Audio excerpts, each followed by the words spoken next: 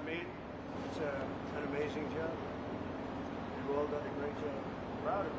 Mr. President, Mr. Governor, what's the message to Governor Gavin Newsom inside of this facility? Well, the first thing you should do is come here and learn something, because they don't do this. They don't know. They wouldn't know where to begin, and if they did, it would cost them 100 times more.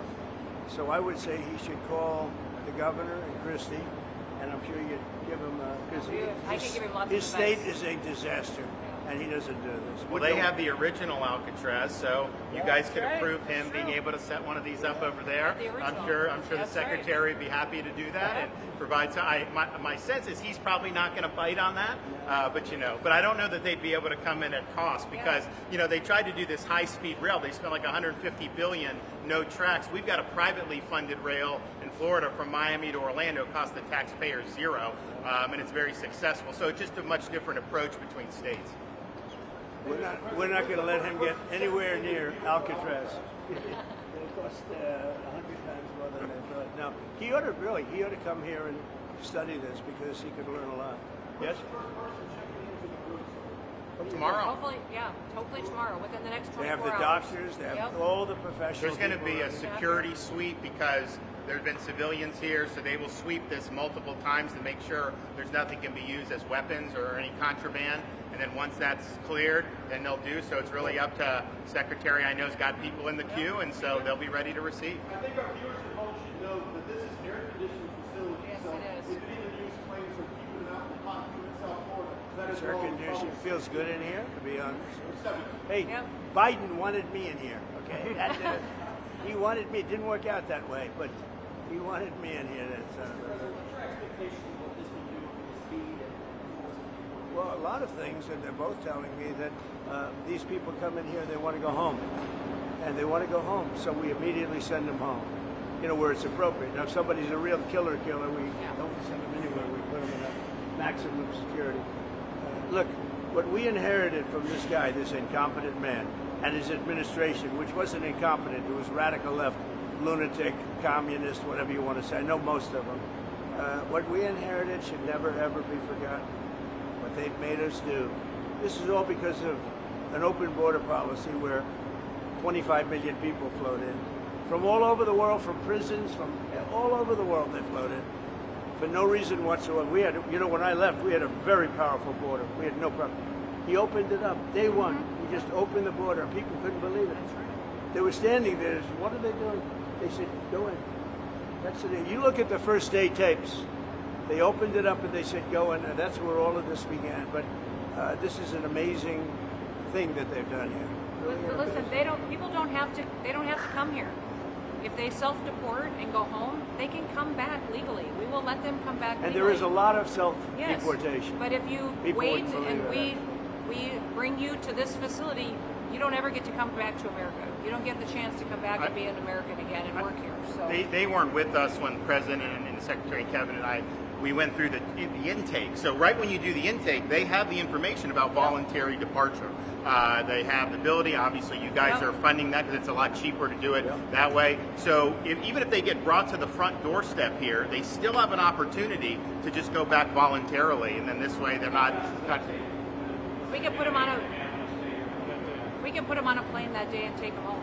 We'll buy their plane ticket, go home, and then they get the chance to come back legally. If they wait, if they do that, they can come back legally after a period. Yeah.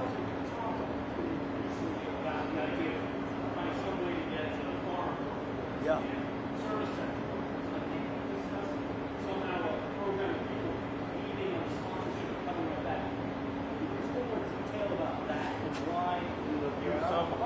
We want to take care of our farmers and hotel workers and various other people, and we're working on it right now, and Ron's going to be involved, and you're involved already. So we have a lot of cases where ICE will go into a farm, and these are guys working there for 10, 15 years, no problem.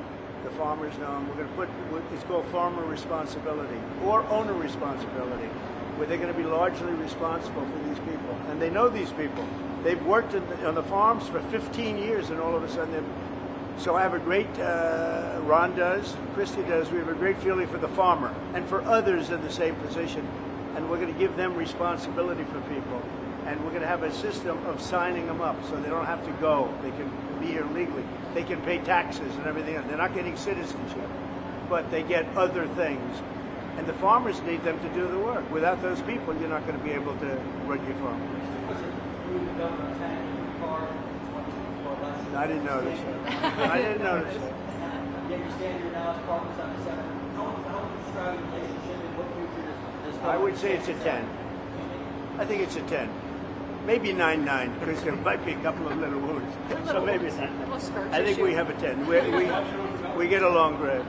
Well, the thing about it is, I endorsed him immediately in January 2024. I raised one of his PACs millions and millions of dollars. And obviously, we saved him a lot of money in Florida because Florida was a deep red state. He didn't even have to do a rally in Florida, whereas 2016 and 20, this was like ground zero. And so we've been, really happy to do that. And then we've worked very well on this and other issues with Florida. And you can call him at any time, and he wants to be helpful for governors. I mean, I can tell you that. We did Hurricane Helene last year. You didn't hear from the president at the time then, but with President Trump, we know immediately. You just make the phone call.